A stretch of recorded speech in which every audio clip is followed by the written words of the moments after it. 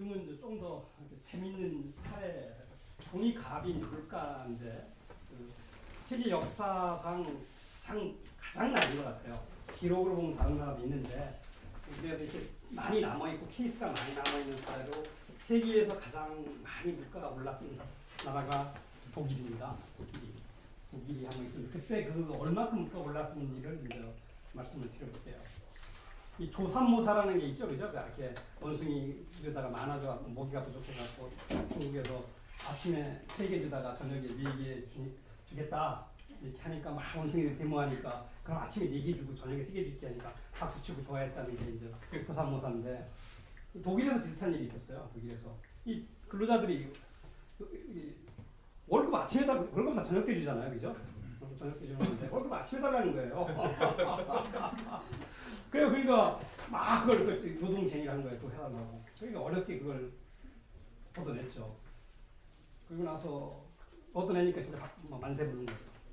왜냐면 그때는 월급을 아침에 받느냐 저녁에 받느냐에 따라서 하루가 땅입니다. 아침에 받으면 빨리 그걸 가져가서 줘야 돼요. 주고 아니면 자기가 조트레트 나가서 빨리 사야 돼. 먹을 걸. 뭐 그때 그 당시 뭐 주급으로 받으면 주급 뭐 일주일치 한 달에 한 달치를 뭐 감자 뭐 소세지 다 사야지.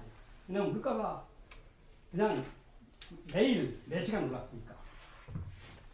그래서 그 당시 하도 재밌는 일화들이 많아요. 독일의 물가가 오르는 게. 그래 음식점 가면은 선물 내는 게 유리합니다. 빨리 선물 내야 돼.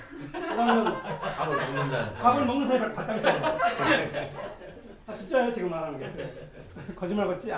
근데 그 다음에 이제 다 그때 있었던 일을 쓰는 겁니다. 그 독일 미국 관광객이 독일에 가서 또 이제 딴 나라에 가면 환전 하잖아요.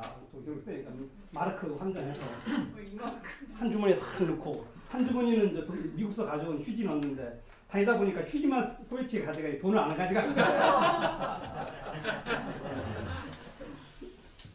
그리고 아주 유명한 얘기 있죠. 그 형님은 계속 그 여기 은행 성실한 돈 예금만 하는 사람이고 동생은 아주 술주전병인데 술 먹고 게을러갖고 빈병도 안 치웠어요.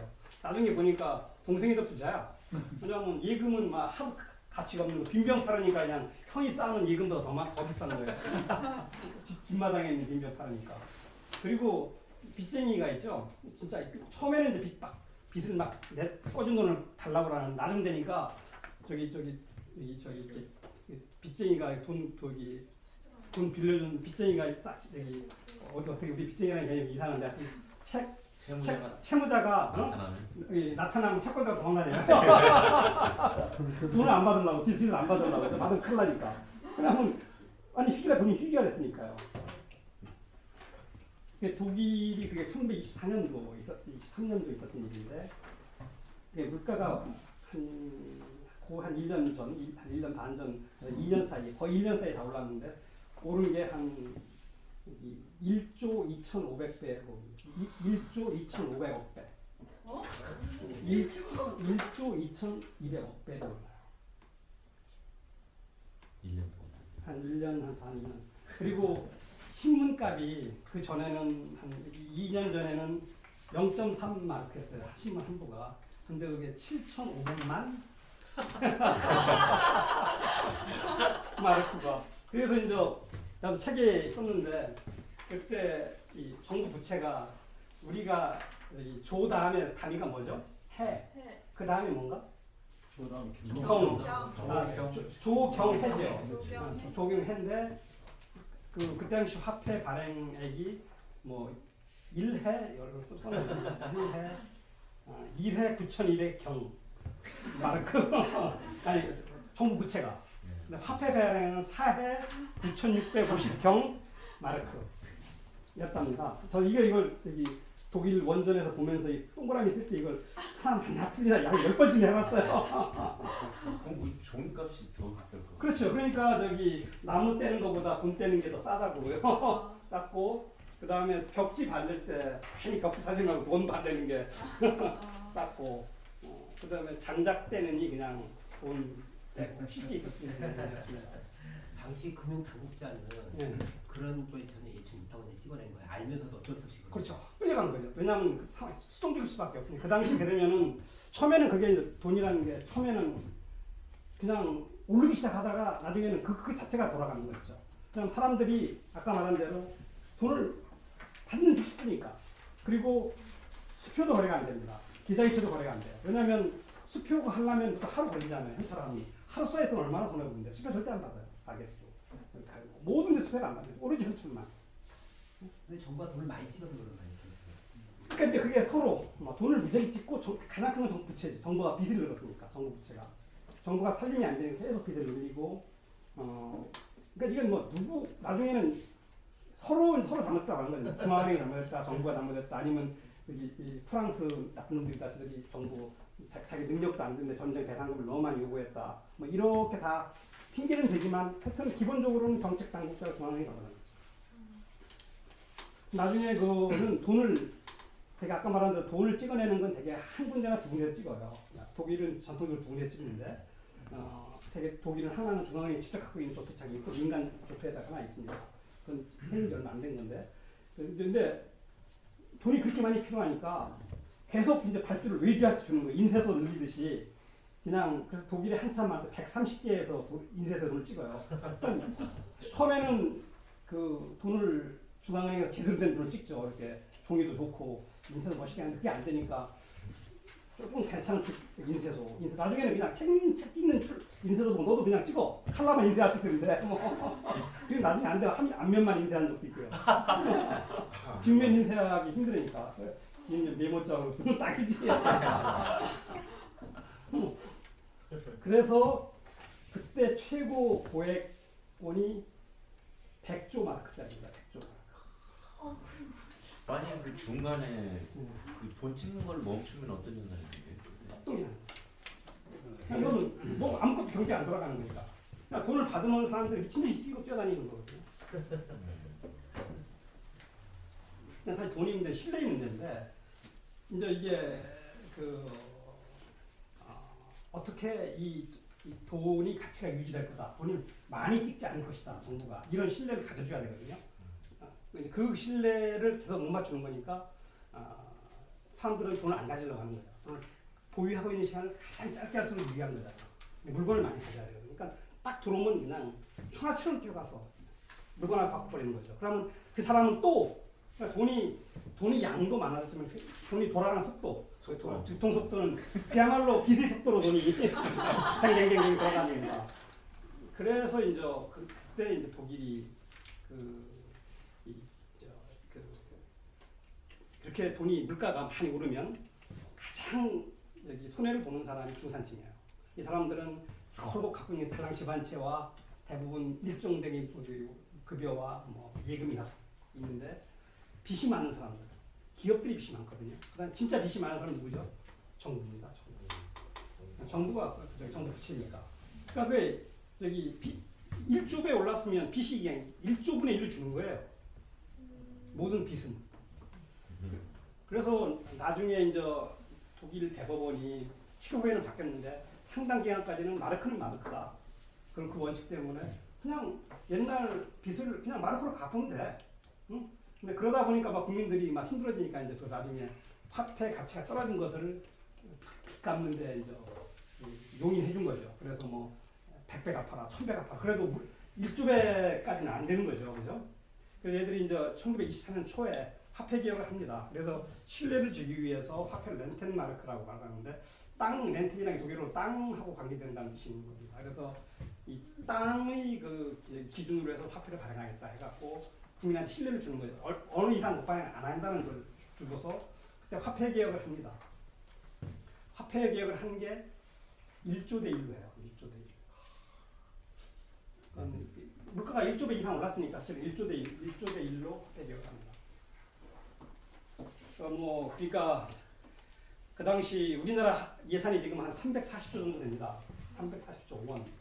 우리나라 돈도 좀 가치가 없는 돈이 하나인데, 그러니까 뭐 저기 지폐 100조짜리 지폐가 있으면 딱 3장, 4장 주면 거슬러 가는 거지. 독일이 이제 그런 일이 있었어요. 1923년도에. 그런 인플레가 히틀러를 등장시켰습니다. 히틀러가 1923년 11월에 뮌헨에서 폭동을 일으키죠. 폭동을 일으켜서 자기가 이제 정권을 만듭니다. 히틀러의 등장이 1923년. 그래서 보통 경제학을 하는 사람들이 나라를 망치기 위해서 가장 정부하고는 그냥 물가를 올리게 하면 된다. 돈이 가치를 떨어뜨리면 나라는 망하게 돼 있다. 그냥 국민이 살 수가 없거든요. 특히 중산층이 무너지니까. 결국 나라를 끌어가는 건 중산층인데, 물론 저기 아까 말한 대로 환율과 물가는 결국 그 어떤 사람들의 소득을 나누는 건데, 중산층은 이런 거대한 인플레 시기엔 거의 다 망가지고, 아주 최상류층은 괜히 부자가 되고, 빈민층은 뭐 이내저나 똑같이 밥 먹고 사는 거니까, 그냥 밥만 먹고 사는 거니까 그건 그대로고. 그러니까 중산층이 없어지기 때문에 결국 정치가 불안해지고, 뭐 이렇게 선동적인 정치, 포퓰리즘이 나올 수밖에 없는 거거든요. 그래서 저는 경제에서 보면은 포퓰리즘의 근원은 고물가와 고환율입니다. 그게 심하게 되면 결국 가장 포퓰리즘으로 가는 지름길이다 이렇게 생각합니다. 그러니까 독일은 그때의 그 트라우마가 너무 컸던 거죠. 그때 너무 커서 독일이 이제 2차 대전 후에는 독일은 물가는 절대 올리면 안 된다. 그래서 이 중앙은행을 헌법에다 중앙은행의 기능을 박아놓고 중앙은행이 물가를 지키는 걸 최우선으로 해라. 그래서 세계에서 가장 독립성이 강하고 가장 그 물가를 잘 안정시키는 중앙은행 모범이 이제 독일 중앙은행입니다. 독일 중앙은행 그걸 분데스방크라고 하는데 연방은행이라고 부르죠. 그래서 그 독일 중앙은행이 이제 있었고, 지금이 이제 세계 중앙은행을 본다면 미국에 있는 미국 중앙은행 그걸 페드라고 하고, 독일 중앙은행이 있었는데, 독일 중앙은행은 이제는 유럽 중앙은행을 합쳐진 거죠. 합쳐져서 이제 유럽 중앙은행이 있고, 양대 중앙은행이 세계를 끌어가고 있는 그런 겁니다. 나중에 이제 뒤에서 제가 특징하면서 미국 중앙은행하고 독일 중앙은행을 좀 자세히 한번 또 말씀을 드려보겠습니다. 독일은 세계 역사상 같은 아주 드물게 겪는 그런 것을 한 1년 반 사이에 겪었죠. 근데 이거보다 더 이론적으로는, 근데 자세하게 사례는 안 나오는데, 헝가리에 더 높은 물가가 1946, 7년경에 있었다고 합니다. 근데 그건 별로 나라도 조그맣고 그 기록이 정확하지 않아서 사례는 많지 않은데, 헝가리에도 이런 물가가 실제 많이 있었어요. 보통 경제학에서 500% 연간 500% 이상 물가가 상승하는 걸 하이퍼 인플레이션, 초고 인플레이션이라고 합니다. 보통 여기 20% 이상 오르는 인플레이션이라고 하고, 보통 한 100% 정도 올라가면 그냥 하이 인플레이션이라고 하는데, 500% 정도 오르면, 이런 사례들은 일본도 있었어요. 일본도 있었고 유럽에는 굉장히 많았고 중국도 있었고, 다행히 우리나라는 이렇게까지 500%까지 가는 물가는 없었던 것 같아요. 아마 있었다면 대원군 때 아마 있었지 않을까 생각합니다. 한계가 있었다면. 왜냐하면 대원군도 그런 면에서 뛰어났던 사람이거든요. 여러분들 당백전, 당오전 아시죠? 그게 바로 이거예요. 당백전이 뭐냐면 다 펼치면 당오전, 그러니까 5배라는, 하나를 주고 5개 있거든요. 돈의 가치가 5배로 떨어졌다는 뜻이죠. 기본적으로 당백전. 그러니까 아마 제가 볼 때도 대원군 시절에도 뭐 이거 비슷하고, 그리고 화폐 경제가 크지 않았기 때문에 모르지만 이러한 유사한 사례가 있었을 것 같다는 생각은 듭니다.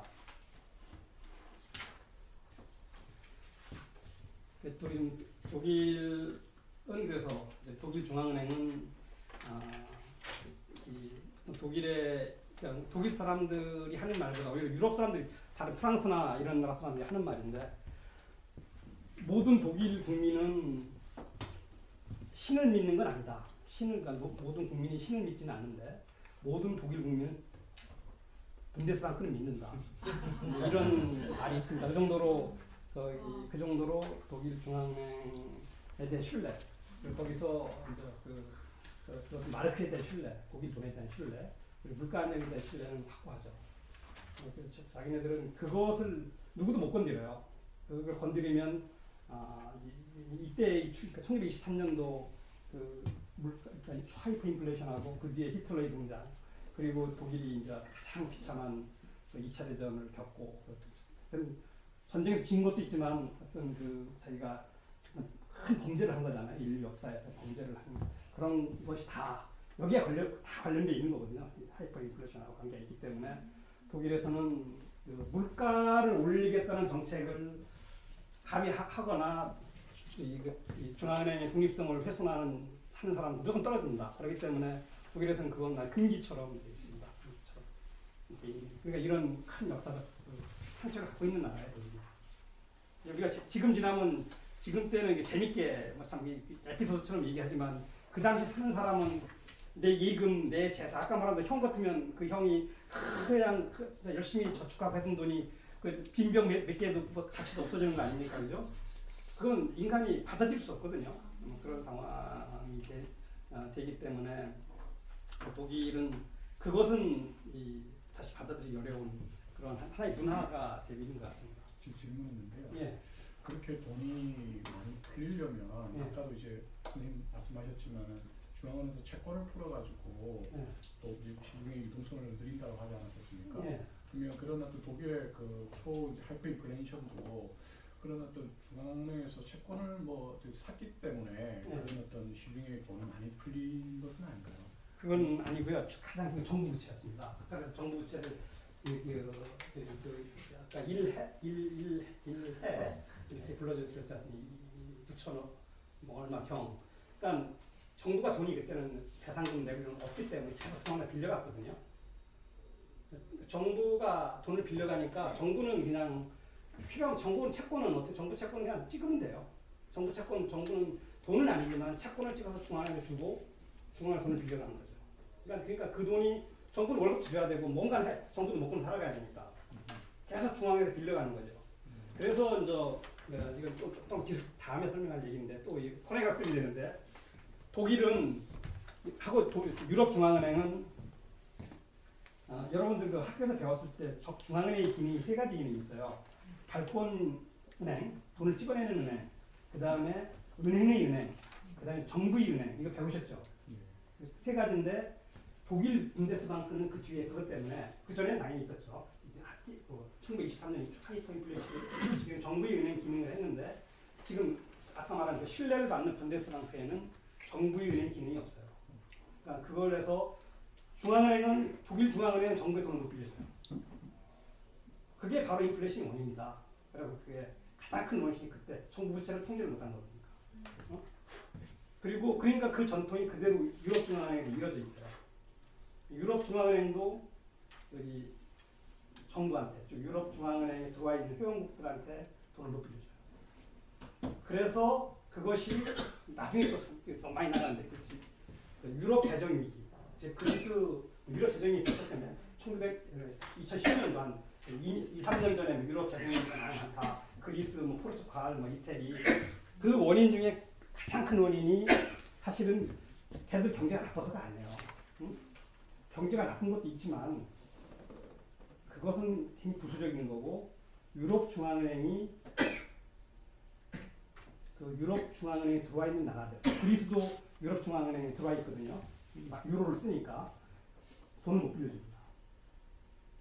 그게 이제 그 협약에 있죠. 네. 부채가 너무 늘기 때문에 일부러 막는 건가요? 그것은 그런 건 아니, 그런 것도 있지만 정부는 채권을 발행해서 부채를 가져가면 되는데 그 부채를 시장에서 해결해라. 정부가 돈이 없으면 채권을 발행해야 됩니다. 다 발행하는데 우리 정부가 채권을 발행해서 시장에서 파는 거예요. 그러니까 시장에서 판다는 건 일반 은행이 사거나 개인이 사거나 증권에 사거나 외국인이 사거나 이렇게 사주면 돼요. 정상적일 때는 사주면 되는데 그게 안 팔리면 다른 나라는 우리나라도 그렇고 미국이나 다른 나라도 중앙은행이 살 수 있어요. 중앙은행이 사면 됩니다. 그런데 유럽은 그 중앙은행이 못 사게 돼 있어요. 중앙은행이 채권을 직매입이라고 합니다. 간접 매입은 돼요. 다른 사람을 한번 손을 거쳐서 내가 이제 그리스 중앙은행에 채권을 발행했어. 그런데 그것을 그리스 어떤 은행이 샀어. 근데 그것을 다시 유럽 중앙은행이 살 수는 있어. 근데 그 전에 바로는 못 사요. 근데 우리나라나 미국이나 이런 나라는 다 중앙은행이 살 수 있어. 그리고 그 대출도 할 수 있어. 우리나라도 대출하고 있거든요. 정부에 대출합니다. 정부 대출을. 국회 한도 승인을 받아야 돼요. 왜냐하면 이게 중요한 거기 때문에. 그 한도를 안 받으면 아까 독일 같은 사태가 말씀하셨으니까 한도를 얼마 받는데 그 한도 내에서는 대출을 해줄 수 있어요. 한국은. 그런데 여기 유럽 중앙은행은 아예 안 돼. 대출은 아예 안 되고 채권도 한번 도는 거. 한번 도는 건 왜냐하면 공개시장 조작을 해야 되니까요. 그렇지 않습니까? 공개시장 중에서 가장 중요한 건 채권이 국채인데 그러니까 사고 파는 건 되는데 직접 정부가 발행해서 안 팔리는 걸 사올 수는 없어요. 그러니까 그리스 정부가 어떻게 되냐면 채권을 발행하잖아요. 그러면 투자자들이 안 사잖아. 그럼 금리가 치솟는 거예요. 끝까지. 그냥 살 사람이 없으니까. 근데 다른 나라는 그런 게 안 팔려? 그럼 어느 금리 나가는 중앙은행 사버리면 되잖아. 중앙은행 돈이 얼마든지 있는데. 그래서 유럽 시장에 재정비가 생긴 거예요. 그럼 그걸 왜 그렇게 만들었어요? 그러니까 그게 2023년 이 트라우마 때문에. 그러니까 이때 그 가장 큰 원인이 아까 가장 빚쟁이는 정부거든요. 세계 어느 나라나 마찬가지입니다. 그러니까 정부가 빚을 내는 거죠. 왜냐하면 정부도 살림을 해야 되니까 상당 빚을 낼 수 없지. 근데 중앙은행부터 빌리지 마라. 1923년도 해보니까 중앙은행부터 너무 쉽잖아요. 중앙은행은 돈을 얼마든지 찍어낼 수 있으니까. 그러다 보니까 하이퍼 인플레이션이 온 거다. 그러니까 중앙은행부터 빌리지 말아라. 그래서 아예 그냥 법도로 막아놓은 거예요. 그게 이제 1945년도 독일 중앙은행이 생기면서 그렇게 됐고 그것이 유럽 중앙은행 그대로 여기 이어진 거죠. 전통이. 독일에 왜냐하면 유럽 중앙은행의 그 모체는 기본적으로 독일이거든요. 독일이 했기 때문에 이것을 안 받으면 자기네들 다른 통 안 간다는 거거든요. 그리고 유럽 중앙은행도 프랑크푸르트에 있고 독일 중앙은행도 프랑크푸르트에 있어요. 그냥 같은 도시에 있는 거죠. 프랑크푸르트 굉장히 작아요. 프랑크푸르트가 굉장히 큰 도시 같은데 인구 60만 분이 안 돼. 조그만 도시예요. 그리고 주변에 크지. 그러니까 사람들 많이 왔다 갔다 하고. 그러니까 유럽 중앙은행과 분데스방크는 뭐 이렇게 같은 동네에 있는 은행이다 이렇게 생각하면 돼요. 기구는 틀리지만. 그러니까 뿌리는 거의 같다.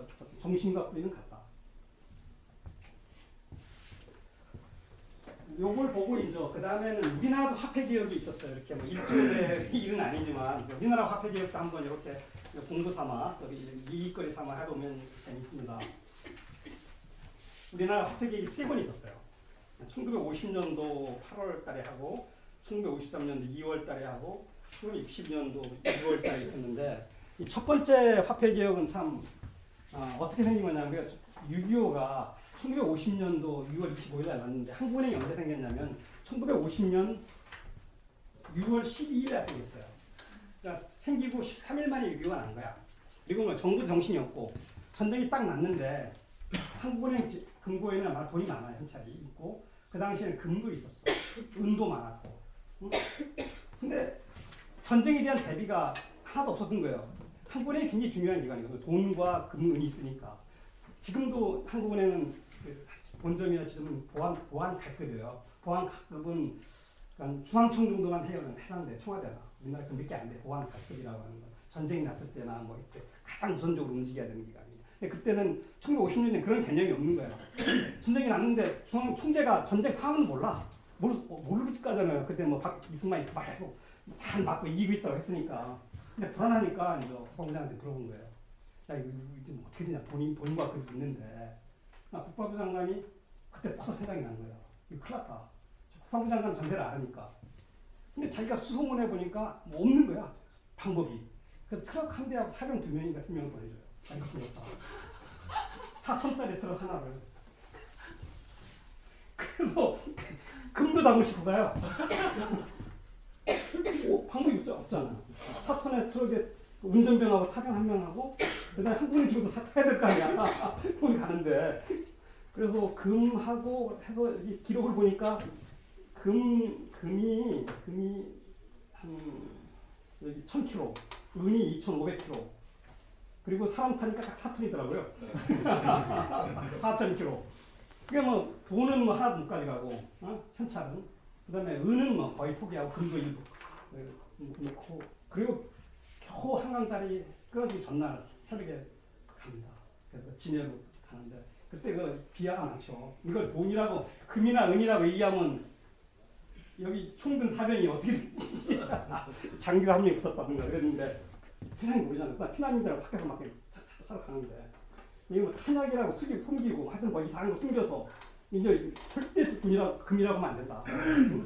진해에 가서 갈 때까지 진해 가서 이제 거기 해군 본부가 있잖아요. 거기까지 갈 때까지는 하여튼 그때는 뭐 그냥 입 팍 다물고 뭐냐고 해서 물어볼 거 아니에요. 이 병사가. 그 기사를 보니까 그렇게 해서 이제 진해로 가서 그냥 거기서 이제 미국으로 다시 그때 보냅니다. 그래서 이제 그걸 보냈고 그래서 그러고 나니까 어떻게 되냐? 북한 애들이 이제 중앙회가 딱 해보니까 얼마나 좋아요. 돈도 많지. 은도 있지. 은하고 금 남는 거 가져갔을 거고. 이 돈을 뭐 하냐? 전쟁이 나면은 다 상대방 저 돈을 갖고 있어요. 이렇게 전쟁하기. 그래서 막 뿌립니다. 그게 이제 돈이 가치를 떨어뜨리면 나라를 망하는 첩병이라고 돼 있잖아요. 있지 않습니까? 그러니까 이제 북한 애들도 한국에 있는 돈을 갖다 뿌리는 거예요. 그냥 막 뿌리는 거예요. 여기도 뿌리고 사람들 편에 그냥 주는 거예요. 저기 그냥 줘서 그냥 피난민한테 주는 거야. 한 푼 줘. 그러면 돈이 양이 많아지니까 돈이 가치가 떨어지는 거잖아요. 화폐 교란이라고 하는 거죠. 막 뿌리게 되고. 그래서 이 돈은 꼭 정당한 대가를 받고 돈을 얻어야 되는데 돈이 막 그냥 하늘에서 떠다니는 거야. 그때 말로. 그래서 이제 1950년도 8월 달에 화폐 개혁을 합니다. 왜냐하면 그렇게 안 하면 경제가 살아남을 수 없으니까. 그래서 이제 그때는 급해서 일본에서 돈을 찍어서 와서 1대1로 교환을 해줘요. 그러니까 냉면 그대로 돈의 종류는 틀리게 인쇄를 쓰기 완전히 구분되게 해갖고 이제 1980년 8월 달부터 화폐 개혁을 하고 그 다음에 두 번째 화폐 개혁이 1953년도에 있습니다. 전쟁이 끝나갈 때 2월 달에 있었는데 이때는 전쟁 때는 아무래도 돈이 많이 찍히잖아요. 찍히고 물가가 막 많이 오르고 그러니까 그걸 이제 수습하기 위해서 물가 수습. 그다음에 그 당시만 해도 전쟁터고 뭐 이러니까 하여튼 사람들이 세금도 안 내고 그러니까 돈 있으면 세금 안 내니까 그 당시에 또 은행을 잘 안 빌렸더니 현찰만 있겠다라고 생각해서 화폐 개혁을 합니다. 그때는 100대 1로 해요. 그때는 돈이 많이 풀렸으니까 우리가 이제 화폐 개혁이 1950년 8월에는 그냥 1대 1로 합니다. 이때는 돈이 잘못된 거니까. 돈이 잘못된 거고 그다음 1953년 2월에는 100대 1로 이때는 전쟁 때문에 물가가 너무 많이 올랐고 그 다음에 세 번째 이제 화폐 개혁이 1962년 이때가 6월 달이죠. 이때는 10대 1로 해요. 이때가 이제 5.16 그 군사혁명이 나고 군사혁명기입니다. 민간 정부 들어오기 전에 민간 정부가 1963년에 들어왔죠, 그죠?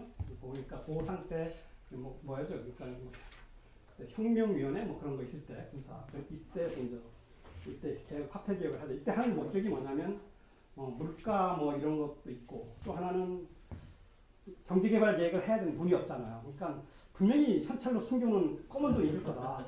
그걸 좀 이렇게 끄집어내자. 응? 그래서 이제 그거 하나 하고 그 다음에 뭐 저기 지하자금도 양성하고 산업자금도 만들고 그 다음에 세금 안 낸 것도 좀 하고 뭐 등등 이런 걸 위해서 이제 화폐 개혁을 합니다. 화폐 개혁을 해서 비밀리에 하죠. 왜냐면 이 미리 알려지면 또 우리 숨겨놓고 뭐 할 테니까 비밀리에 하고 이게 이제 딴짓을 못하게 화폐 교환이 그냥 일주일을 줍니다. 일주일 내내 빨리 다 교환하고 일주일 넘으면 휴지다. 이래야 이제 뭐 저기 돈을 다 숨겨놓은 돈을 뺏어 올 거 아닙니까? 그래서 화폐 개혁을 했습니다. 그리고 이때가 이제 일본에서 돈을 냈고 이때는 미국에서 했고 이때는 영국에서 했어요. 왜 돈을 이렇게 왔다 갔다 했는지는 잘 모르겠는데 이렇게 왔다 갔다 돈을 인쇄를 해왔습니다. 이때는 일본 조폐창이고 미국 조폐 이때는 영국의 개인 회사예요. 델랄로사라고 지금도 있는 회사인데 저도 한번 가봤습니다. 어떤 일 때문에 나중에 가본 얘기도 해드릴게요. 그래서 이때 이제 10대 1로 영국에 돈을 갖다가 여기 돈을 비밀리에 한국으로 가져와야 되고 가져왔다 가서 다 한국은행 여기저기 갖다 놓고 지역금 갖다 놓고 돈을 교환할 준비해서 새벽에 땅 치면서 돈 교환 혁명위원회도 보고 이런 걸 했겠죠, 그죠? 그래서 이제 화폐 교환을 하고 합니다. 근데 뭐 어찌됐든 해보니까 실제 돈이 별로 없어요. 그러니까 숨어 있는 돈이. 왜냐하면 사람들이 이제 한도를 정해놨을 거 아니에요. 근데 제 책에 있지만 1억 환. 그럼 지금 10대 1로 10억 1,000만 원입니다. 지금 돈이 지금 돈으로 이때 화폐 중에서 지금까지 쓰는 거니까 1,000만 원 이상 한 사람이 한 열 몇 건뿐이 안 돼요. 1억 한 1,000만 원. 그러니까 현금을 뭉치러 합격한 사람이 없었던 거죠. 그러니까 결국은 이때 쉽게 생각했던 그 지하자금을 끌어서 상업자금을 했던 계획은 성공을 못해요. 못하고 결국은 다 잔칭의 돈만, 잔칭의 돈은 다 뭐 결국 그 사람들 거니까. 물론 아마 그 일주일 사이에 이제 그 주변 사람들한테 해서 다른 사람 이미 빌린 사람이 많았을 겁니다. 그래도 뭐 그렇게 하더라도 그게 있었다 하더라도 실제 효과가 없었어요. 그래서 결국은 효과가 없었고 이때 사람들이 트라우마가 많아서 민원 사람이 많았습니다. 그래갖고 와 화폐 개혁 하면 굉장히 이미지가 안 좋아요. 내 돈 뺏길 것 같다 이런 생각들 많이 하고 있습니다. 하고 있고 근데 이때가 이제 이게 1962년이고 이게 이제 그 5.16 혁명 때 한 거잖아요. 그래서 사실 얼마 전까지도 지금 우리나라에서 이거 화폐 개혁 얘기가 좀 있었어요, 그죠? 작년에 있었고, 이제 이게 뭐냐면 지금 정권 뿌리가 그쪽하고 좀 연결돼 있으니까 지금 지하경제 뭐 양성화 이런 거 하신다고 했으니까 그거 하려면 이런 것도 해야 될 거 아니냐라는 그런 것도 있고, 예? 화폐 개혁을 하면 어떻게 지하경제나 그 숨은 돈이 산업자금으로 되는지 정확히 잘 이해가 안 되네요. 저도 이해 잘 안 되는데 이 사람들이 박정희다 했거든요. 그러니까 그 효과 없었다고 했잖아. 세금도 바꾸면서 세금 맞는 돈 있으면 돈 바꾸는 게 있으니까 또 세금 내고. 그렇죠, 그렇죠. 네. 분명히 쟤는 돈이 있을 것 같은 세금을 안 내는 거예요. 근데 알으니까 이제 딱 빼서. 뺏는데 보니까 제가 돈이 없더라고요. 보니까 실제 보니까 돈이 없어.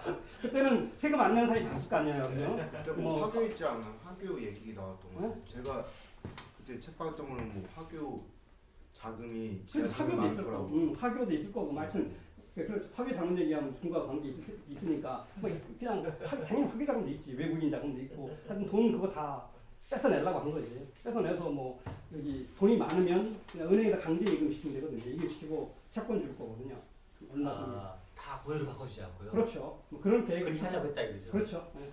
그리고 그건 예금으로, 왜냐면 그 당시에는 은행 금리가 쌌을 때니까 네. 은행이 예금을 하면 다 손해 보는 거였거든요. 네. 그러니까 은행에 예금을 그러니까 바로 못 찾게 하는 거죠. 그런 예는 많아요. 지금 독일이 통일할 때도 통독할 때도 독일 1대1로 화폐 교환을 해줬고 동독마르크랑 서독마르크랑 말도 안 되는 거거든요. 가치도 실제가 10대1쯤 돼요. 근데도 그냥 정치적 그냥 1대1로 해줬어요. 그리고 그러고 나서는 300마르크 넘는 거에 대해서는 예금을 시킵니다. 참 뭐 1년에 진짜라 금액 단위로 이렇게 해서 다 그런 식으로 해갖고서 여기 돈을 동결하는, 그렇지 않으면 여기 동독이 통화량이 너무 늘어나갖고 안 되니까 묶어놓는 거죠. 여기도 이제 그렇게 하려고 했는데 해보니까 아까 말한 대로 조금 돈이 많아서 묶어놓은 애들이 12명뿐이 안 된다 이거예요. 그러니까 뭐 나라 전체 12명이니까 그냥 의미가 별로 없는 거죠. 그러니까 독일 통일은 특수한 상황이라 하더라도 네. 만약 62년도에 그렇게 하면 네. 한국이 자본주의 사회인데 네. 개인 사유재산권에 대한 헌법 위반 그런 거 안 되나요? 군사혁명 하에서 혁명위원회 특별 우리는 자본주의가 총을 아니야. 자본주의가 그때는 그런 개념 아, 자체가 엄청 청인제 시대는 자본주의가 왕이고 신인데 지금은 생각하면 안 돼요. 나도 학생들이 혁명공약 외우고 그래가지고 그런 시대예요. 그 사람은 딸이 대통령이잖아. 그래서 사람들이 이때 때 나이 든 사람들이 화폐 개혁 안 할 거냐 그 얘기도 좀 이렇게 해드릴게요.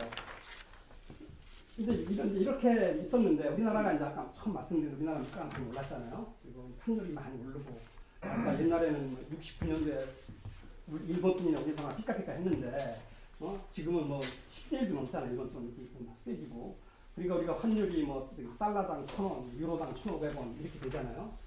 그러니까 뭐 그리고 우리나라도 이미 아까 중국 독일처럼 뭐 해경은 안 가지만 해는 안 가는 경은 나와요. 지급결제 규모가 지금 우리가 7경 정도 됩니다. 규모가 연간. 그러니까 이게 단위가 이미 조도 넘어서 경 가 있고 좀 있으면 나중에 해도 갈 줄 모르죠, 그죠? 이렇게 되니까 뭐 독일 얘기가 남 얘기가 아닌 상황이 될 수 있어요. 2023년. 그래서 우리도 화폐 단위를 좀 줄여보자. 응? 화폐 단위를 줄여보자. 너무 크다. 그 자존심도 좀 있잖아. 달러 지금 저기 이렇게 가면 1달러가 1,000 이렇게 원, 1,000 이렇게 한 나라 많지 않아요. 그 다 후진 국가도 아마 10원, 20원, 10배 승부하지 우리처럼 1,000원씩 하는 나라는 별로 없어요. 그러다 보니까 이게 그 기분도 나쁘고 그러니까 하자라는 게 2003년도에 있었어요. 그때는 공식화했습니다. 한국은행에서 하자. 그래서 아마 이제 한국은행에서는 이거 하려고 준비를 다 해놨습니다. 그래서 근데 이때 이제 인식 때문에 이 교환 기간은 무제한입니다. 무제한. 그러니까 100년 후에 와도 해준다. 어? 바보지만 그 사람이. 그러니까 내가 당장 문제가 있는 사람은 현찰로 땅 속에다 숨겨놨던 사람 조금씩 빼서 그냥 가져오면 돼. 응? 바꿔주고. 그리고 그 다음에 이제 그 신용 확인 안 하고, 현찰대로 바꿔주고, 가짜인지 진짜인지만 확인하고, 그래서 여러 가지를 만들고 1000대1로 달러랑 좀 비슷하게 가고 전후를 만들어서 이제 우리도 센트처럼 이렇게 쓰자. 그러면 좀 이게 쉽게 말하면 폰도 좀 날 것 같다. 이렇게 해서 이제 하려다가 뭐 하여튼 날짜 사다가 대통령이 추천을 줬잖아. 네, 노무현 대통령이 시작했습니다. 노무현 대통령이 그때 한번 기억날지 모르지만 자기가 한번 사고 치려고 해도 안 했다 한 게 그겁니다. 그때는 이거 신문도 나고 그랬어요. 다 숨겨놓은 얘기가 한국은행이 굉장히 하려고 했고, 그다음에 저희 총재님 그때 박승 총재님이었는데 그게 필승이 사업을 하려고 막 그냥 열심히 추다녔습니다. 청와대도 가고 직원들도 하고 우리 내부에 테스크포스도 만들고 준비는 다 해놨었어요. 뭐 그냥 다 기본은 다 해놨었는데 그때는 저 추천도 안 됐어요. 그런데 이제 최근에 또 이제 한 작년부터 특이한 게 뭐냐면 이 돈이 고액권이 많이 나갑니다. 5만 원짜리가. 신문 보셨죠, 그죠? 이제 그게 이유는 아마 두 가지 같아요. 지하 경제를 좀 양성하겠다, 활성화하겠다는 대통령 의지 때문에 세무조사 같은 걸 많이 하고 세금을 많이 거두니까 돈 있는 사람들이 이제 현찰을 많이 가지려고 합니다. 그게 확실한 것 같고, 두 번째는 금융소득에 대해서 과세가 굉장히 강화됐어요. 그러니까 그리고 또 금리가 굉장히 낮아졌어. 그러니까 사람들이 금융자산보다는 아이 뭐 이자도 얼마 안 되고 잘못하면 종합과세 대상만 되니까 아이 뭐 그럴 바에는 현찰을 갖고 있자. 이자 몇 번 포기하더라도 그 현찰 수가 굉장히 늘어나고 있습니다. 현찰 수가 좀 늘어나서 1998년도에는 돈이 막 많아서 걱정인데 지금 한국은행에 돈이 쉽게 없어요. 5만 원짜리 말 들어보니까 이게 조금 찍어놨는데 이만큼 나갈 줄 알고 찍어놨는데 저기 막 달라고 하니까 그래서 뭐 한국은행에서 막 5만 원짜리 안 내보내려고 은행들 막 그냥 1,000만 원짜리 대신 가져가고 이것도 돈이다. 뭐 그래서 참고해서 싸우고 있다는 말도 가끔 들읍니다. 그래서 뭐 5만 원짜리는 사람이 들어가면 돌아야 되는데 상당 부분이 금고로 들어가 버리는 거예요. 자기 금고로 들어가서 그냥 갖고 있는 겁니다. 그렇게 되면서 이제 한 번에 나온 게 화폐개혁 얘기가 또 나왔어요. 나 저한테 많이 물어보더라고요. 화폐개혁이 될 것 같으냐, 할 것 같으냐. 근데 제가 볼 때는 불가능합니다. 우리나라는 1962년도 같은 화폐개혁. 비밀리에 하는 거. 돈을 비밀리에 만들 수 있어요. 지금 돈을 만들 수 있는 회사가 굉장히 많아요. 아까 말한 민간 기업도 우리나라 이때 한 형사 델랄로 회사인데 아프리카 국가나 중동 국가들은 대부분 많은 나라가 여기 가서 만들어요. 그 다음에 독일에 가도 독일은 일부러 그래요. 독일 돈은 요새는 좀 유로로 넘어간 다음에 좀 바뀌었는데 옛날 독일 마르크 시절에 독일 중앙은행에서 직접 운영하는 조폐창에서 2분의 1을 인쇄를 하고 민간 조폐회사에서 기예색계라고 하는 거예요. 회사가 거기에다 반 정도 인쇄를 시켜요. 그래서 양쪽으로 경쟁을 시킵니다. 그게 어떤 뭐라고 할까 그냥 경쟁을 통해서 이제 효율을 높인다는 뜻인 것 같아요. 우리가 그러니까 돈을 인쇄는 가능합니다. 우리가 만약에 데라로사나 기예색계사한테 걔들은 비밀 엄수 같은 건 잘하니까 얘기를 하고 우리가 필요한 돈을 인쇄를 시킬 수 있습니다. 제가 그때 이것 때문에 아니고 1990년 한 옛날 얘기니까 그냥 하게 되는데 6년전인가? 그때 북한이 상황이 안 좋았어요. 그때 북한이 굶을 죽을 때였습니다. YS 정권 그때 마지막 때 그래서 막 북한이 붕괴한다고 그랬잖아요. 뭐 아사자 어마어마하게 나올 때. 그러니까 그때 뭐 통일 곧 된다고도 했었어요. 근데 통일되면은 우리 독일처럼 돈을 각 보내서 독일 돈을 써야 되잖아요. 우리는 돈이 없어요. 그러니까 독일 쉽게 말하면 한국에 돈이 충분히 있는 게 아닙니다. 한국에 우리나라 돈이 원화가. 우리가 흡수통일하면 바로 독일 북한에서도 한국 돈을 써야 되잖아요. 그러니까 그러면 그게 이제 비상으로 준비를 해놔야 되는데 돈은 아까 말한 대로 한국은행이 규모가 안 커요. 지하 규모가. 그래서 돈이 한국에서 지금 쓰는 데는 전혀 지장이 없는데 그런 비상한 상황에 대비해서 돈을 갖고 있을 수 없잖아요. 그 조평사 능력도 안 돼. 조평사도 돈을 만들 수 있는 게 그렇게 많지 않아요. 그래서 제가 그때 뭐였냐면, 그때 이제 제가 이걸 담당하는 과장이었거든요. 델라로사를 갔어요. 가서 만약에 우리가 너희들한테 돈을 비상시 주문하면 얼마만큼 납품할 수 있고 그 단가 가격이 얼마냐. 그걸 협상하러 갔었습니다. 가서 이제 그러니까 굉장히 쉽더라고요. 그래서 돈 만드는데 니들이 그냥 돈만 주면, 그러니까 돈을 주면, 돈 샘플을 주면 한 달 한 반 정도면은 우리가 원하는 걸 어느 정도 맞출 수 있어요. 그리고 원판을 그대로 주면 그건 뭐 그냥 뭐 한 2주도 안 걸려. 그러니까 실제 우리가 만약에 이런 화폐 개혁을 하려고 정부에 생각했다면 바로 거기다가 이제 도안 맡겨서 도안 대략 해갖고 맡겨서 그 회사에다 맡기는 비밀리에는 인쇄를 가능해서 비밀리에 아마 수송도 가능할 겁니다. 거기까지 내가 비밀을 지킬 수 있을 것 같아요. 근데 근데 여기 1960년 나왔지만 틀린 건 뭐냐면 현찰이 있다고 경제가 돌아가는 게 아니에요. 아까 말씀드린 우리 경제가 돌아가는 건 현찰은 굉장히 일부분입니다. 이 당시는 현찰이 거의 대부분이었을 거예요. 지금 우리가 돈거래 뭘로 합니까? 전부 이제 인터넷 뱅킹, CD기에서 찾죠. 그리고 뭐 계좌 이체하죠. 그다음에 뭐 스마트폰 하죠. 근데 이걸 갖다 10대1이나 100대1을 바꿨다. 1000대1을 바꿔서 새로운 돈을 만들었다. 하면 딱 교환하는 순간 그거 시스템이 완전히 못 쓰는 거예요. CD기도 안 될 거고 인터넷 뱅킹도 안 될 거고 기업 간의 모든 자금 결제도 안 될 거고 은행 간 자금 결제도 그건 불가능할 것 같다. 불가능하죠. 그 프로그램 바꾸는데 얼마나 많이 걸리겠어요. 결국은 정부도 내 생각에서는 여기 검토했을지도 몰라요. 지금 현 정부가 작년에 해보니까 안 된다.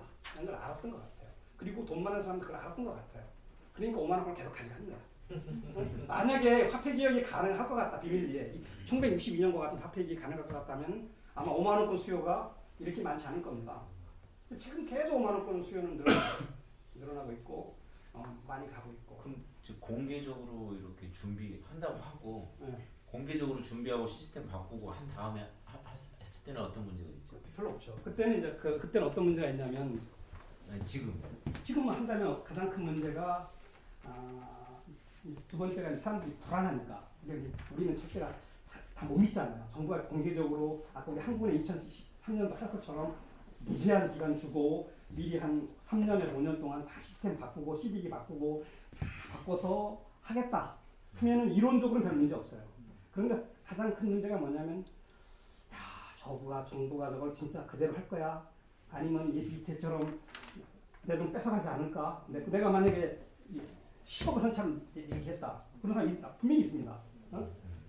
그러면 그냥 그대로 인정할 거야? 저거 그냥 부채나 아까 말한 장기 70년 예금으로 그냥 해갖고 그냥 예금해. 이런 거 얼마만 찾아가. 이렇게 사람들이 정부 정책을 못 믿거든요. 아직도요. 그러니까 이제 딱 발표되면 그거 피해가면 어떻게 돼요? 금사거나 해외로 나가거나 아니면 뭐 부동산을 사거나 이런 문제가 이제 그게 가장 우리나라는 신뢰의 부족. 그게 부족이 가장 클 겁니다. 제가 볼 때. 정책에 대한 신뢰. 우리가 이제 이런 사례도 있었고 아직도 정부를 못 믿는 게 있으니까. 두 번째는 이게 이제 유럽에서 있었던 건데 우리가 1000대1로 간다면 이 단위 착각을 합니다. 사람들이. 그죠? 옛날에 1000원이 뭐 1환이 됐는데 집값이 이제 만약에 1000분의 1 떨어진 거잖아요. 근데 싸다고 느껴지는 거죠. 단위 착각이라고 하는 건 실제는 합리적으로 아무것도 아닌데 단위 착각을 해서 집값이나 이런 게 오를 가능성이 있다. 물가가. 그 다음에 또 이렇게 넘어가는 과정에서 끝전은 다 올리잖아요. 사람들이. 끝전이 오르니까 물가가 올라간다. 이러한 요인들 때문에 물가 상승이 있습니다. 두 가지가 가장 큰 요인이죠. 신뢰가 없어서 돈이 또 딴 데로 가는 거죠. 부동산이나 금이나 이런 거, 그 다음에 단위 착각이나 우수기 이런 거 물가가 오르는 거 두 가지. 근데 이런 액면 단위 변경, 이건 액면 단위 변경이라고 합니다. 돈의 가치를 이렇게 바꾸는 것, 1000대1로 바꾸는 건 사례가 참 많아요. 여기 1989년, 90년도인가 그 유럽 중앙은행이 출범했을 때, 91년도인가 그 연도 기억이 안 나갖고 출범했을 때도 이게 유로가 나왔잖아요. 유로가 나왔을 때 이게 각 나라로 보면 화폐 액면 단위 변경이에요. 그러니까 1유로가 뭐 1.5마르크가 1유로로 바뀌었다. 그 다음에 이제 뭐 여기 그 대표적으로 그 이태리 같은 나라는 우리나라 것보다 가치가 떨어졌어요. 지금 그 당시, 그 당시 이태리 리라가. 이태리 리라가 때가 1996원인가 90리라가 1유로로 바뀌어요. 그러면 1996대 1로 액면 단위 변경 조정을 한 거잖아요, 그죠? 그러니까 이태리에서는 아까 우리나라에서 걱정했던 제가 말씀드린 그런 문제가 발생하죠. 그렇지만 거기는 발생 안 하는 게 뭐냐면 정책에 대한 신뢰. 이것은 확실하니까 유럽은 그런 게 있으니까 그런 건 없지만 이런 뭐 그 단위 착각이나 왜냐하면 1996 리라짜리가 1유로가 되는 거니까요. 그 숫자는 한번 제 책에 있습니다. 이걸 제가 봐야 되는데.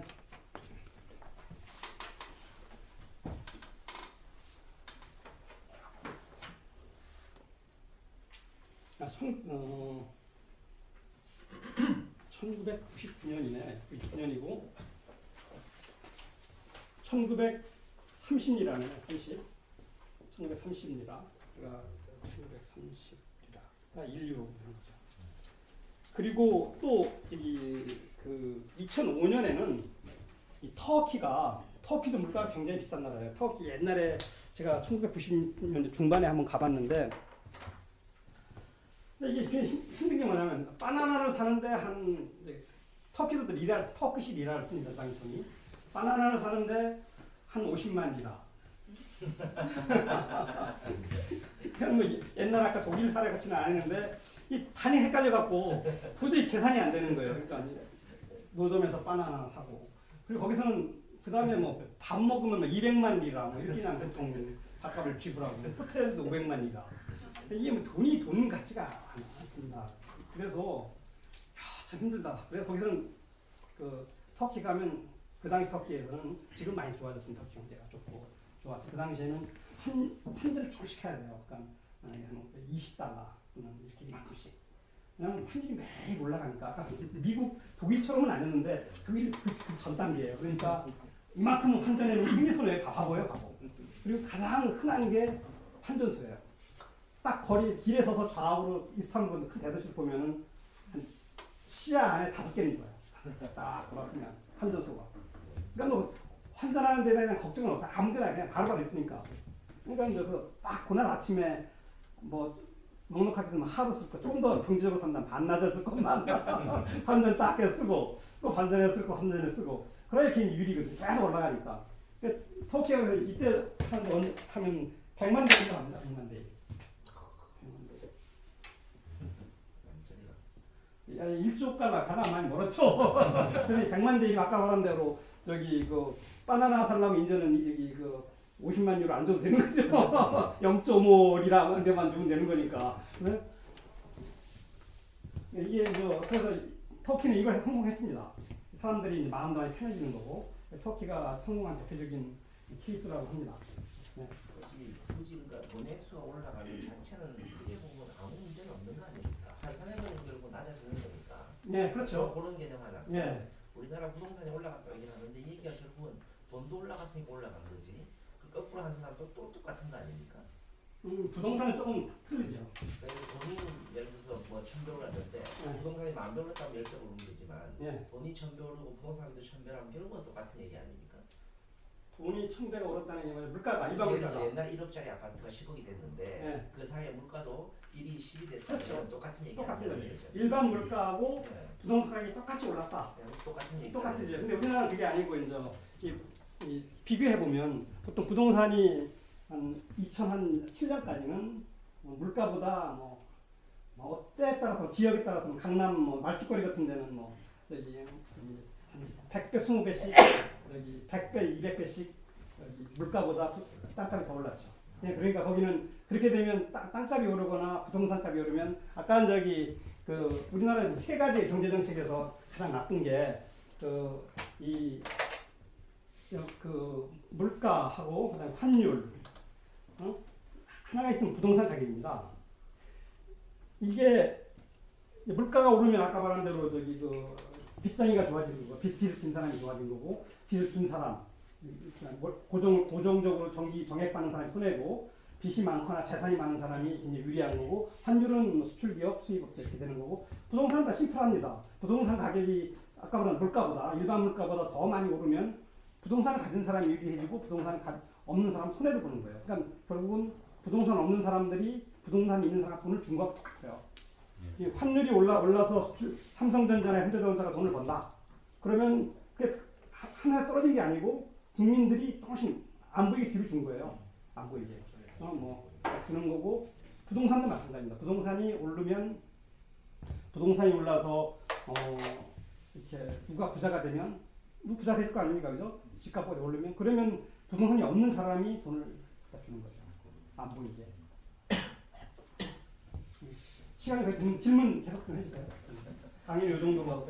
중앙은행이요. 예. 시중에 풀린 현찰 액수를 계산할 수가 없나요? 왜냐하면 아까 현찰 액수는 정확히 알죠. 근데 1961년도에는 돈을 누가 가지고 있을 거라고. 아니, 현찰 액수는 아는데 누가 이제 뭉창 갖고 있을 거라고 생각했죠. 많은 없는 사람들은 별로 없고. 그러니까 총액은 아는데. 그렇지. 누구나 갖고 있는지는 모르죠. 누가 갖고 있는지 몰라. 누가 얼마 갖고 있는지 모르죠. 누가 한 번에 갖고 있을 줄 알았는데. 무통으로 많이 갖고 있을 줄 알았는데 보니까 짝부터 있다. 12명이 가지고 있어요. 좀 많이 가진 사람 12명이 안 될까? 그런 거죠. 지금 뭐 한국은행에서 바깥에 나가 있는 돈을 매일 압니다. 몇 시간까지도 알 정도로 매일 정확히 알아서 바깥에 나가 있는 돈. 근데 그건 모릅니다. 미국도 많이 모르고. 난 돈이 우리나라 미국 같으면은 돈이 해외에도 많이 나가 있어요. 우리나라도 달러 많이 있잖아요. 그리고 뭐 러시아도 있고 뭐 달러 중국 어디가 있는지 모르는 거죠. 그렇죠. 그건 몰라요. 국내에 얼마 있고 해외에 얼마 있는지도 미국도 추정만 합니다. 우리나라 돈도 뭐 해외에 꽤 있죠. 동남아서 연변 같은 데도 우리 워낙 많이 쓰이니까. 현찰 손상이라고 해야 되나? 잃어버리거나 없어지는 화폐 있잖아요. 그건 대체 비율이 어느 정도 있어요? 그건 이제 사라져가는 돈, 그러니까 뭐 돈이 뭐 이렇게 진짜 동전이 하수로 들어가거나 아니면 뭐 그냥 저기 뭐 이렇게 불타거나 이렇게 해서 없어지는 돈이 있을 텐데 그리고 무시하죠. 그렇게 큰 건 아니에요. 예, 그건 무시하고 있죠. 왜냐면 그걸 생각하면은 아까 말한 대로 그러니까 사용 안 하고 뭐 기념화폐 같은 걸로 갚는 돈도 있고, 내가 기념으로 갖고 있는 돈도 있고, 그런 돈들이 꽤 많아요. 그러니까 1998년부터 경제가 나빠지면 그냥 그런 돈들이 쏟아 나오는 거죠. 안 쓰던 돈들이 쏟아 나오니까 돈이 갑자기 많아지는 거예요. 아까 전에 좋지 못한 경제 정책이 물가 상승과 이게 네. 환율과 환율, 부동산이 예, 다 예. 올라가는 거라고 예. 했죠. 그럼 우리가 이제 정부에서 정책을 냈을 때 그걸 평가할 수 있는 좋은 정책인지를 평가할 수 있는데 이것들이 부동산 물가 환율을 떨어뜨린다는 거를 아니죠. 안정식 떨어뜨리는 것도 나쁘다고 그랬잖아요. 그냥 거꾸로죠. 그죠? 그냥 물가가 떨어지면 반대쪽이 이익이 되잖아요. 그죠? 그러니까 이건 물가 환율 이런 것은 가능한 변하지 않고 조금씩 움직이는 거. 그래서 조금 더 설명을 하면은 물가는 잠깐 설명했을 것 같은데 물가는 1.5에서 2. 사이가 이게 왜 이것도 굉장히 경제적으로 의미 있는 숫자입니다. 왜냐하면 이 물가가 1% 밑으로 떨어지면 장기화되면 물가가 디프레. 이제 경제적 의미로 0.5 정도가 물가가 상승하면 실제 물가는 떨어지는 거예요. 우리가 사람들이 알 때 정부에서 발표하는 물가가 뭐 이건데 체감 물가는 막 못 믿겠다 이렇게 하잖아요. 우리나라 같은 경우는 좀 문제가 있어요. 우리나라는 예외인데 우리나라는 물가 지수가 좀 잘못 맞는 게 많이 있거든요. 특히 이제 집세나 이런 게 반영이 안 돼 있어갖고 잘. 근데 잘 만드는 유럽이나 일본이나 이런 나라에서는 물가가 0.5% 정도 떨어지면 정도 오르면 실제 물가는 떨어진다. 그게 왜 그러냐면 이 사람들이 가장 큰 게 기술 개발하고 대체 효과를 안 봐서 그래요. 내가 물가가 조금 오르잖아요. 그러면 소고기값이 오르면 어떻게 해요? 소고기 덜 먹고 돼지고기 먹잖아요. 그죠? 닭고기 먹고. 그러면 실제는 여기 물가는 올랐지만 다른 물가는 하나도, 그러니까 소고기만 오르고 돼지고기하고 닭고기는 물가가 가만히 있는 거예요. 응? 소고기값만 올랐으면 물가는 좀 오른 거잖아요. 그죠? 근데 내가 느끼기는 거기서 소고기값이 오른 만큼 물가가 뭐 올랐다. 그게 0.5%다. 했어요. 그럼 내가 살아갈 때는 어떻게 되냐면 0.5%만큼 내 돈이 주는 게 아니라 물가가 오르면 돈이 주는 거잖아요. 그죠? 돈이 가격이 물가라고 했으니까. 그래서 0.5%만큼 내 돈이 주는 게 아니고 실제는 한 0.12%뿐이 안 줘요. 왜냐하면 내가 소고기를 소비를 줄이기 때문에. 내가 닭고기나 돼지고기를 더 먹잖아요. 그러니까 이거 가격이 안 오르는 거잖아. 그래서 0.5% 정도 오르면 그 다음에 또는 시간이 지날수록 통상적으로 모든 물건은 좋아져요. 나빠지는 것도 있지만 대부분 좋아지는 게 많다고 봐요. 경제에서는. 그러니까 좋아지는 것까지 감안하면 소고기 질도 돼지고기 질도 아니면 자동차도 뭐 좋아지는 게 있으니까 컴퓨터도 그런 것까지 감안하면 오른 게 오른 게 아닌데. 네, 오른 게 아니다. 그래서 1.5에서 2%가 좋다는 게 그래서 나오는 거예요. 이 정도 오르면 실제 이게 이 정도 올라서는 아까 말한 대로 물가가 없어서 소득이 갈리고 하는 효과가 거의 없다. 그리고 더 떨어지면 아까 말한 0.5% 떨어지면 거꾸로 역효과가 나타날 수 있다. 그래서 그냥 이렇게 경제학에서 합니다. 이게 뭐 못하는 건 아니고요. 이렇게 생각한다는 겁니다. 예. 그 환율 같은 기사 보면은 네. 뭐 환율이 급등하거나 등락할 때 네. 금융당국이 개입해서 뭐 이렇게 맞췄다 이런 걸 하는데 그게 어떤 의미? 이제 그 환율이 가장 나쁜 게 물가나 환율, 부동산 이게 가장 나쁜 게 뭐냐면 이렇게 안정적으로 변하는 게 가장 좋다고 그랬잖아요. 빨리 올라가는 게 굉장히 나쁘거든요. 그러니까 이제 환율이 빨리 올라가거나 빨리 떨어지면 되게 이제 저기 중앙은행 보통 한국은행이 아니면 정부가 시장에 개입해서 거꾸로 가는 거예요.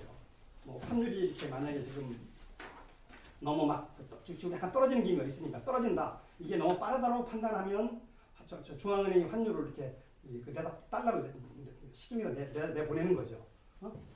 환율을 내보낼 수 있는 게 똑같이 원하고 똑같이 하면 됩니다. 중앙은행이 환율을 많이 갖고 있으니까.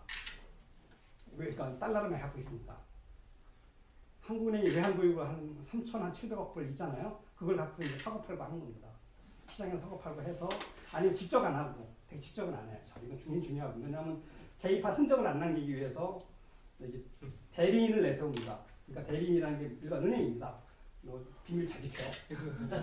우리가 돈 우리한테 주는데 우리 돈이라고 한국은행 돈이라고 하지 말고 달러 사, 달러 팔어 이렇게 시킵니다. 소문은 나는 게 다 나지만 그래서 신문에 또 나죠. 되게 안 되면 여기서 이렇게 소문을 잘 내잖아요. A 은행이 거래 안 해.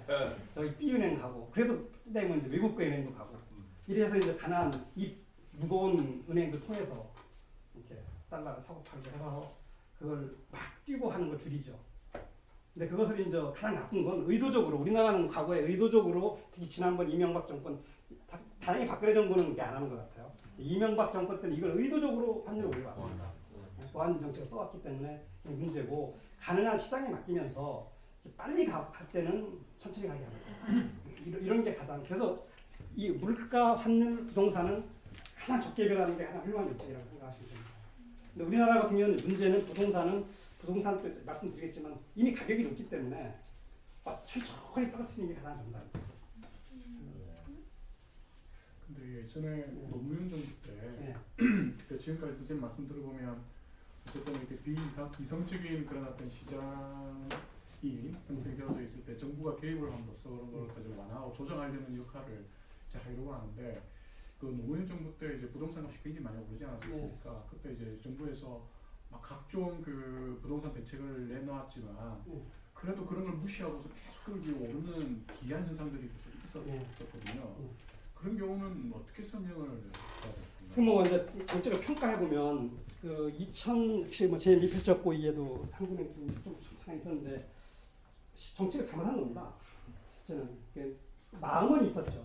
노무현 정권의 순수한 마음은 다 인정을 하는데 적어도 부동산 가격을 올리지 않겠다. 잡아야 되겠다는 생각은 있었습니다. 있었는데 정책을 부동산을 너무 몰랐던 거죠. 부동산 시장을 잘 몰랐고 그다음에 정책을 잘못한 정책들이 많았고 특히 2003년 4년도에 이현재라는 분을 여기 그 경제부총리로 쓰면서 이현재가 딱 들어오면서 한 말이 그 당시 2003년 언론 해보면 알겠지만 부동산 시장 연착륙이라는 말을 썼습니다. 대개 관료들이나 정치하는 사람들이 유식한 말을 말씀하고 양쪽을 하도 유식한 말이거든. 부동산 시장 연착륙이 뭐냐? 부동산 시장을 넘어 규제하지 않겠다는 뜻입니다. 그러니까 그때 이제 뭐냐면 부동산이 일찍 잡혔어요. 노무현 정권 때 조금 잡혔다가 2004년이구나. 좀 잡혔다가 조금 춤추춤 하니까 그 이현재 씨를 썼는데 이현재 씨는 기득권의 앞자리거든요. 제가 볼 때는. 그러니까 부동산을 다시 부동산 부양한다는 말은 안 하죠. 부동산을 연착륙시키겠다. 그러니까 지금도 정부가 뭐라고 합니까? 부동산 시장 정상화라는 말 쓰죠. 정상화 뭐예요? 가격 올리겠다는 거다 지금 정책이. 그냥 얘기해놓고 보면 거래 활성화. 그럼 거래 활성화는 가격이 올라가야 거래가 되고 가격이 떨어지면 거래가 안 되는 거잖아요. 그러니까 말은 그렇게 하지만 이 사람이 어떤 의도를 갖고 있는지. 그래서 이현재 씨가 잘못된 정책을 쓴 거예요. 금리도 강제로 내리 거의 강제로 내리게 하고 막 저기 부동산 규제를 좀 하던 걸 풀어주고 다시. 그러다 보니까 차관 정부가 깜짝 놀라. 아이 큰일 났다. 그러니까 해갖고서 이현재를 쫓아냈죠. 쫓아낸 과정이 별로 안 좋게 쫓아냈습니다. 그때 뭐 아시는 분 알겠지만 아마 누군가 뒷조사를 했겠죠. 뭐 청와대에서 뒷조사를 해서 국정원이나 했겠지만 해서 이현재 씨가 부인이 부동산 투기 무지하게 했거든요. 그걸 신문에 흘린 거예요. 한겨레 어디 신문에 크게 났습니다. 신문에 흘려갖고서 이제 본인이 기분 나쁘게 나갔죠. 그래갖고서 이현재 씨하고 참여정부하고 이렇게 된 건데 그래 그때만 만약에 이현재 씨를 안 쓰고 제가 복귀처럼 해본다면 초기에 나가던 정책을 강하게 나갔다면 그렇게 안 올랐습니다. 그러면서 어이구 보니까 시장도 더 강해지고 내성이 강해진 거죠. 맷집도 강해지고 그 뒤에 허겁지겁 한 1년으로 지난 다음에 다시 돌리려고 하는데 뭐 참여정부 말 들으면은 그때 한나라당 협조 안 하잖아요. 그죠? 안 하고 언론들도 주요 언론들이 그 사람들도 부동산하고 이익이 가기 때문에 그냥 부동산하기 잘 돼야 광고 수입이 잘 들어오잖아요. 뭐 분양 광고부터 시작해서 가장 큰 광고주들이 아파트 회사들인데 건설 회사들이고 그러니까 그 언론들은 당연히 그 부동산 부양 쪽이죠. 그리고 한나라당 그렇죠. 그러니까 안 도와주고 그다음 관료들도 흔들리고 그래서 그때가 패작을 한 겁니다. 그러니까 정책을 저는 그건 그런 것들은 참여정부가 확실히 인정을 해야 돼요. 그래서 내가 잘못한 거다. 분명히 이현재 씨도 잘못된 거고 그다음에 그 부동산 이렇게 실패한 거다. 그걸 인정을 해야죠. 그게 뭐 그걸 역부족이다라고 하면 대통령으로서는 잘못한 거라고 생각합니다. 정권 담당자로서는 그렇게 생각합니다. 근데 그 당시에 수출이 너무 호황해갖고 달러가 들어오는 걸 원화로 바꾸잖아요. 예. 그래서 원화가 많이 풀리니까 예. 부동산 값이 뛸 수밖에 없었던 거 아니에요? 그건 뭐 워낙 아무리 풀려도 중앙은행이 다 돈을 막습니다. 막는 방법은 무지하게 많아요. 중앙은행이 그거 하라고 중앙은행이 있는 거거든요. 어떤 방법이 있습니까? 그렇게 돈이 많이 들어오는데. 중앙은행이 가장 쉬운 방법 중앙은행이 채권을 발행합니다. 채권을 통화안정권이라고 쓰는 게 통화안정권을 발행하거나 통화안정 계정이라는 게 있습니다. 은행들한테 돈을 뺏어버려요. 그냥. 물론 공짜는 아니죠. 이자를 주죠. 그래서 채권을 주고 받습니다. 그렇게 하면 한국은행이 뭐가 문제가 되겠냐. 적자가 어마어마하게 납니다. 이자를 줘야 되니까. 그래서 그 당시 아마 그거 돈 다 흡수했습니다. 그렇게 하면 그리고 또 하나 달러 보유는 올라가는 거 아니에요? 그렇지 올라갑니다. 아니, 또 하나는 그 수출이 잘 되니까 예. 외국 돈들이 한국에 많이 들어오잖아요. 들어오죠. 그것도 다시 한국 돈으로 바꾸니까 예. 다시 물가 상승에 큰 원인이 된 걸로 알고 있는데. 그걸 막는 거죠. 그 당시 물가 별로 안 올랐어요. 2002년도 아니 어디론가는 그 돈이 가야 되지 않습니까? 그렇죠. 돈이 그게 가는데 부동산으로 간 거 아닙니까? 그게 이제 부동산으로 갔죠. 근데 외국 돈이 들어온 걸 어떻게 막을 수가 있어요? 아니 이제 그 돈은 들어오는 걸 아까 그 돈의 흐름을 설명했잖아요. 세 가지가 있다고. 생산적인 투자, 그다음에 금융 자산에 대한 투자, 부동산에 대한 투자. 세 가지 크게 나눠볼 수 있습니다. 그런데 정부가 해야 할 일은 뭐냐면 이거의 수익성 균형을 맞춰주는 거예요. 근데 우리나라는 아까 말씀드린 대로 부동산 쪽이 너무 큰 거예요. 부동산은 굉장히 알아보면 부동산을 투자하면 이익입니다. 세금도 안 내고 우리 임대소득세 내는 사람 별로 없거든요. 세금도 안 내고 뭐 상속도 편하고 금융자산보다. 그래서 생산 기업은 더 어렵고 가령 외국인이 예. 달러를 갖고 와서 예. 원화로 바꾸면 다시 부동산을 사게 되면 어떻게 막습니까? 안 막죠. 부동산에서 수익이 안 나게 정부가 만들어야 되는 거죠. 어떻게 하면 세금. 가격이 올라가는데. 세금이죠.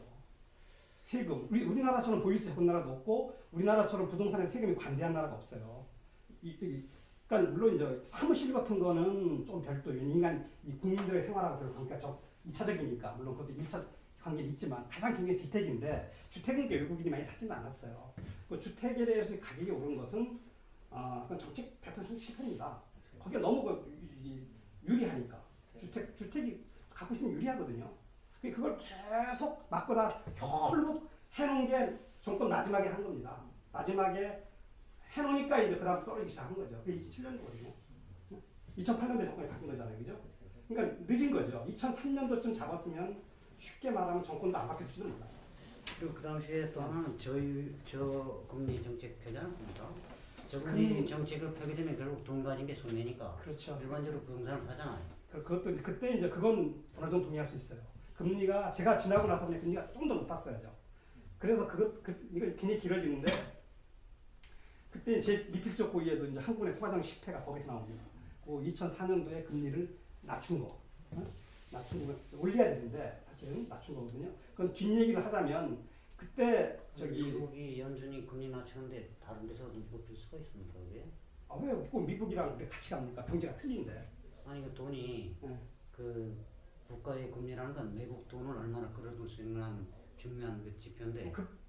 꼭 그건 일부죠. 극히 일부입니다. 극히는 아니고 그건 이만큼 있다 이만큼이죠. 왜냐하면 외국 돈도 들어올 수도 있고 국내 돈도 있고 그런 거예요. 그런데 우리 통화 정책은 꼭 그 외국하고 똑같이 가는 건 아닙니다. 물론 따라 놓을 수는 없지만 우리나라가 물가와 성장이 높으면 금리가 높을 수밖에 없어요. 아니 그렇게 미국하고 다르게 한 나라가 실제로 있습니까? 아니 뭐 많죠. 아까 말씀드린 대로 1980년대 초반에 미국이 정책 금리가 19% 갔다고 했지 않습니까? 19.9%. 아니 그건 불거가 잠깐 그때. 잠깐이면 4, 5년 같이 그렇죠. 불거가 잠깐만 하고 나머지는 결국은 정상으로 다시 돌아왔잖아요. 그러니까 물가를 잡기 위해서. 그러니까 그럴 때도 일본은 미국 비웃는 거거든요. 그러니까 잠깐이 아니고 통화 정책은 기본적으로는 그 나라 내부의 그 문제를 해결하기 위한 겁니다. 지금 우리가 자꾸만 이 음모론에 빠지는 게 미국에서 양적 완화하고 뭐 이게 돈 풀고 하는 게 다른 나라 영향 주려고 하는 게 아니에요. 미국 문제를 해결하기 위한 겁니다. 아니 미국이 자기네 마음대로 할 수 있지만 다른 나라가 미국 정책 안 따르는 건 아니지만 미국 정책을 무시할 수는 없지만 미국 정책 그대로 가지는 않습니다. 왜냐하면 우리나라에서 대표적으로 이제 그게 뭐 정책 공조라는 말을 쓰는데 또 옛날 얘기인데 2009년도 10년도쯤에 한국에서 가장 싫어했던 말이 정책 공조였어요. 우리 정책 공조가 싫다. 이때 한국은 그때 금리 올려야 된다. 금리 올리려고 한국은 굉장히 노력을 했고, 그러니까 한국이 금리를 올리려고 노력을 하니까 그때 뭐 아주 사소한 거지만 정부가 그걸 막기 위해서 어떤 정책을 썼냐면 재무부 차관을 금통위원회 열석을 시킨 거예요. 그러니까 금리를 올리려면 금통위원회 7명이 투표를 합니다. 투표를 해서 진짜 거의 민주적으로 투표를 해요. 근데 힘센 사람 눈치를 보죠. 청와대나 정부 눈치를 보는데 투표할 때 누가 했는지는 한참 나중에 알으니까 그걸 감시하기 위해서 재경부 차관이 오는 거예요. 와서 누가 찍었나, 누가 어떻게 하나, 어떤 발언하나. 그때는 한국은행에서 올리려고 금리를 막 노력하고 있으니까. 그때 정책 공조, 그때 미국이 제로 금리거든요. 한국은행이 가장 싫어하는 게 정책 금리. 우리는 금리 올려야 된다. 우리나라 상황으로는. 그렇게 노력했는데 그걸 정부가 막은 거죠. 그러니까 우리나라가 개방된 나라이기 때문에 막 완전히 따로 놓을 수는 없지만 우리나라 상황이 금리를 올려야 되면 미국이 안 올립니다. 그런 나라 호주도 그랬고 뭐 이스라엘도 그랬고 다른 나라 많아요. 그러니까 이게 이제 큰 흐름은 뭐 완전히 따로 놓을 리는 없습니다. 경제라는 게 세계 경제 흐르니까. 그렇지만 그 상황에서 따로 갈 수 있습니다. 또 한쪽으로 간 건 아닙니다. 예. 오늘 이걸로 끝내겠습니다. 다음 주에 뵙겠습니다. 감사합니다.